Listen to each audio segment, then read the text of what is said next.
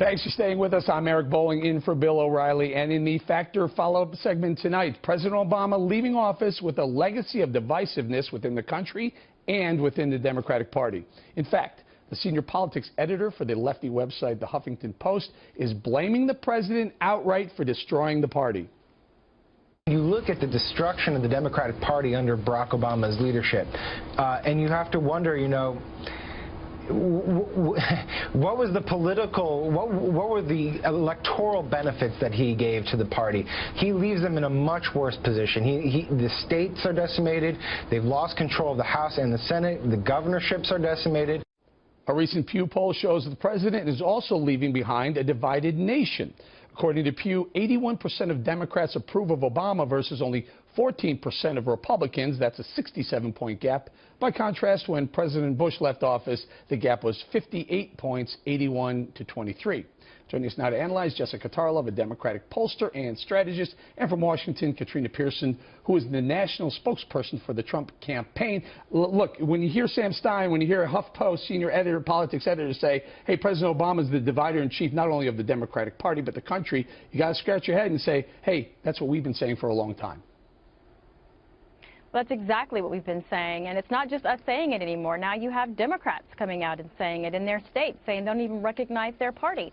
But, Eric, of course this president is the divider-in-chief. His entire political career revolved around racism, sexism, classism, and even elitism. So, of course, he's a divisive person. Not to mention his entire tenure as president, he rebuked every opportunity that he had to work across the aisle to get some policies done that would best serve Americans. Okay, Jess, what about it? So we know, look at the results. You have 31 Republican governors. Yeah. You have a 2-vote majority in the Senate. You have a 63-vote majority in the House. It didn't work. 8 years of Obama dividing didn't work. Well, it didn't work electorally. I mean, I used to like Sam Stein, but now I'm over him. And I agree with a lot of what Katrina said there. Well, what is he wrong about? He's not wrong. Electorally, we were decimated. There's no, I mean, we did gain back seats from where we were in 2012, but we certainly didn't do what we could have accomplished. When you look at his personal favorability, though it's obviously split along partisan lines. You gained 6 seats. You were looking for right. 30. You were going to be happy with 20. Right, or just one president I would have taken at this point, quite frankly.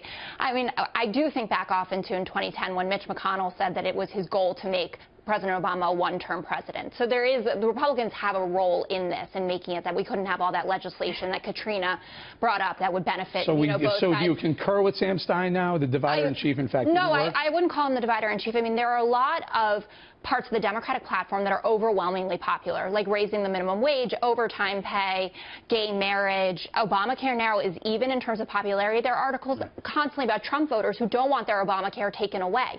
So it's not necessarily, I think, the Democrat agenda, though it has moved too far to the left for me. But there's clearly a cult of personality factor here with Obama. Katrina, Eric, Democrats... you can't really put this on a Republican at all, not even Mitch McConnell, just because he said what he said.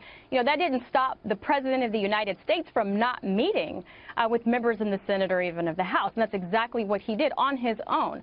Obamacare was passed with 100% of Democrats, not a single Republican. That's not a bipartisan governance. But more importantly, you know, Barack Obama is not the person that has destroyed the Democrat Party, because no individual can destroy an entire party. The reason why this party is struggling right now is because of the extreme leftist ideology that they are imposing on every single American. Katrina, I just listed a bunch of policies that are core Democrat policies that have overwhelming public support. Tell me what it is that's the problem there. I get it. We have some overregulation. Can I throw something in the mix? Katrina, let me throw something in the mix. The PC culture that the left is all about, people have had enough of it. There are those on the right who say, we've been pushed back, we've been told we can't say this, we can't think this, we're not supposed to do this, and they said enough is enough, we're electing Donald Trump, where we feel we can say things that we feel, and maybe that was becoming unpopular in America, and they also are core Democratic ideologies. Katrina. Well, it's not even just that. I mean, yes, the political correctness aspect of it is one thing. But when you have a party that essentially demonizes people who have strong traditional family values, just look at the states that were blue that turned red a month ago. This is beyond political correctness. This is about an extreme ideology that is being forced down the public's throat. When you say core family values, do you mean the anti-gay marriage? Because 60% of the country is pro-gay marriage, when in 2001, 57% Jessica, what I'm saying, opposed. people who have traditional family What does that values mean to you? Tell me. criticized. They are criticized. Tell me what it means. They are talking down to. Tell me what it means. Going through. What does it mean to you, traditional family values? Traditional family values, pro-life, pro-family. What's pro-family? Does that mean not obscene. gay marriage? Tell me if it means to you that marriage is only between a man and a woman, because that is not what Americans feel. 60% are pro-gay marriage. No, Jessica, but this is what I'm trying to explain to you. You're making my point.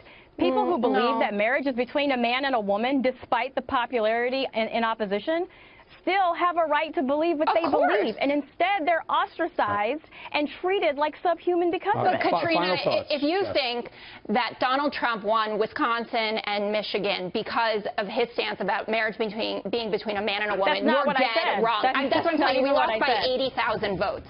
Right. I mean, we won by 3 million, but 80,000 in terms of the Electoral College. Donald Trump won because he's pro-America, had a pro-America policy and agenda, and the left does not. All right, going to have to leave it right there. Katrina, Jessica, thank you very much.